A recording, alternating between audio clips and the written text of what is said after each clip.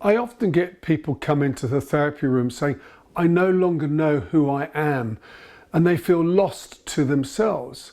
And it's fascinating work, and we have to help them rediscover or find their new version of themselves through multiple perspectives.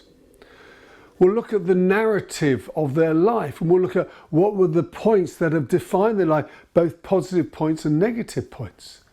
And then we're going to look at sort of what are their values, what defines them. And then I often get them to go and write their epitaph, which is who do they want to be remembered as? What type of person? And then I'll often do what I call 8 adjectives. 8 adjectives is where I ask 8 different people who surround them, how would they define the person?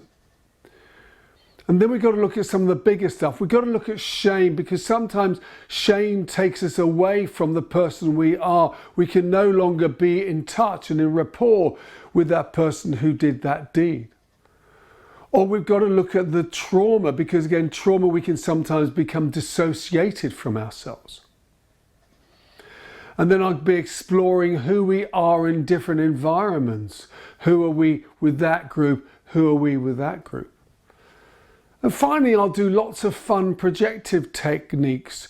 We'll be looking at old photographs. We'll be getting them to do a drawing. We'll be getting them to think of proverbs. We'll be getting them to think of songs that are meaningful to them, characters in books or plays or films that somehow resonate with them. All of these are ways that we can help them define who they are now.